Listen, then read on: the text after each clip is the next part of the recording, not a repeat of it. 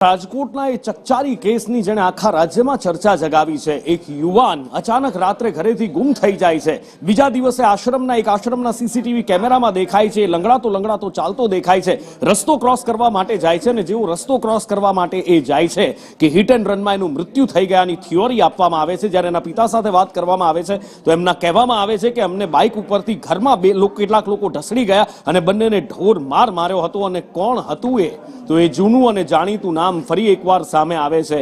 ગણેશ ગોંડલ। જી હા, ગણેશ જાડેજા ઉપર આરોપ લાગી રહ્યા છે। આખરે આ કેસની અંદર શું થઈ રહ્યું છે? પોલીસ પર આરોપ લાગી રહ્યા છે કે પોલીસ સંતાડી રહી છે, કંઈક છુપાવી રહી છે, આ કેસને દબાવવાના પ્રયત્નો કરી રહી છે અને સાથે જ આરોપ એ પણ લાગી રહ્યા છે કે એમના ભાઈના મોતને રફેદફે કરવાનો પ્રયત્ન કરવામાં આવી રહ્યો છે। આખરે કેમ, કોના દ્વારા, શું અને શું તપાસ થઈ રહી છે? સીબીઆઈ તપાસની પણ માંગ ઉઠી રહી છે। મયુર પાસેથી જાણીએ।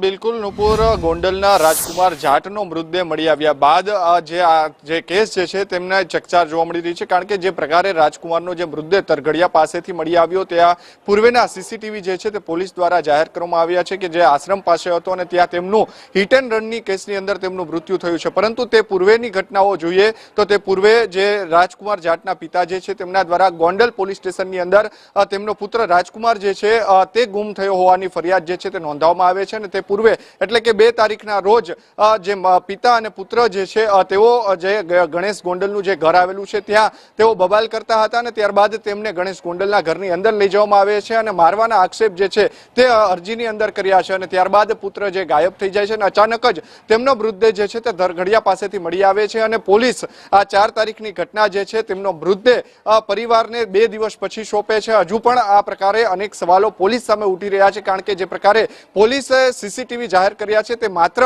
આશ્રમના સીસીટીવી પોલીસે જાહેર કર્યા છે। કારણ કે પિતા જે છે તેમના દ્વારા તટસ્થ તપાસ થાય તેવી માંગ કરવામાં આવી છે। પરંતુ પોલીસ જે જિલ્લા પોલીસ વડા હિમકરસિંહ છે તેમના દ્વારા એક પત્રકાર પરિષદ યોજવામાં આવી હતી અને તેમણે કહ્યું હતું કે અમે તમામ પ્રકારના સીસીટીવી જે છે તે જાહેર કરવામાં આવ્યા છે। પરંતુ સીસીટીવીની અંદર પણ અનેક સવાલો ત્યારે ઉઠી રહ્યા છે કે જે પુત્ર જે લંગડાતો આશ્રમની અંદરથી બહાર નીકળે છે, ગોંડલની અંદરના જે સીસીટીવી સામે આવ્યા છે તેની ઉપર પણ અનેક સવાલો ઉઠી રહ્યા છે। કારણ કે જે પ્રકારે ગણેશ ગોંડલના જે માણસો જે છે તેમના દ્વારા પિતા અને પુત્રને મારવામાં આવ્યો છે કે કેમ, ત્યારે જ ખબર પડશે કે જ્યારે ગણેશ ગોંડલના ઘરના સીસીટીવી જે છે તે પોલીસ જાહેર કરશે। કારણ કે જે પ્રકારે પોલીસની અત્યારે ભૂમિકા સામે આવી રહી છે તેમાં ક્યાંક ને ક્યાંક અનેક સવાલો જે છે તે ઉઠી રહ્યા છે। પરંતુ સમગ્ર મામલો ત્યારે પણ અત્યારે સામે આવી રહ્યો છે કે જ્યારે જયરાજસિંહ ગોંડલ જે છે તેમની સામે જે રાજસ્થાનના હનુમંત બેનીવાલ છે સાંસદ, તેમના દ્વારા આક્ષેપ કરવામાં આવ્યા છે કે આ હત્યાકાંડ છે ને હત્યાકાંડની તટસ્થ તપાસ જે છે તે સીબીઆઈ કરવી જોઈએ।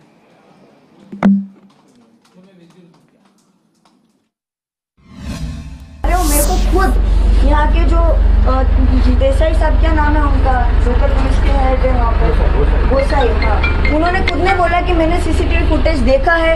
मैंने उनको बोला कि उसमें क्या आया है, मारपीट हुई है कि नहीं हुई। उन्होंने मुझे साफ बोला है कि मारपीट हुई है। फिर मैंने बोला अच्छा पहले किसने मारा, तो बोला कि पहले नहीं, आप ये समझ लीजिए कि पहले उसने मारा। अरे समझना नहीं है। मैंने कहा मुझे रियलिटी बताओ आप। तो उन्होंने बोला, ये एक्सेप्ट किया है कि मारपीट उन्होंने शुरू करी है। काफी टाइम से 30 वर्षों से मैं गोंडल में धंधा कर रहा हूँ। कभी मुझे ऐसा नहीं लगा कि मेरे किसी से कोई दुश्मनी कभी मैंने महसूस ही नहीं की। और मैं कोई राजनीतिक आदमी नहीं हूँ। मुझे यहाँ क्या चूटनी लड़नी है, मेरे को क्या राजनीति में जाना है। मैं तो धंधा करने के लिए बाहर निकला था।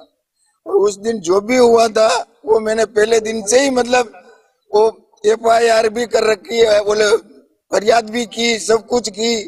3-4 दिन कोई भी मतलब पुलिस ने इधर उधर गोल गोल घुमाया मेरे को और मतलब कुछ भी समझ में नहीं आया मेरे को। और अब मेरा बच्चा मेरे को मरा हुआ बता रहे हैं। જે પુત્ર છે મરણ દેનાર, એ MLA શ્રીના ઘરમાં સીધા જ ઘૂસી જાય છે કોઈને પૂછ્યા વગર। ત્યાં જે સિક્યોરિટી ગાર્ડ છે એમને વાત કરે છે, એમને બેસાડે છે અને ત્યાં વાત થાય છે। એમના પિતાશ્રી છે એ પણ ત્યાં આવી જાય છે। બધી અમારી પાસે ફૂટેજ છે, એ આપની સાથે શેર કરીશું। એકદમ ટ્રાન્સપેરન્સી સાથે તપાસ કરી રહ્યા છીએ। જે ફૂટેજ છે એ પબ્લિક સ્પેસમાં ઉપલબ્ધ છે, તમામ ગ્રુપ્સમાં શેર કરવામાં આવી છે। આ જે વ્યક્તિ છે પોતે ચાલીને જાય છે, હાથમાં પાણીની બોટલ હોય છે અને આરામથી ચાલીને જાય છે। અને કોઈ ચાલી નહીં શકતા હોય તો વ્યક્તિ ગોંડલથી ચાલીને રાજકોટ કુવાવડા પોલીસ સ્ટેશનની હદ સુધી પહોંચી શકતો નથી।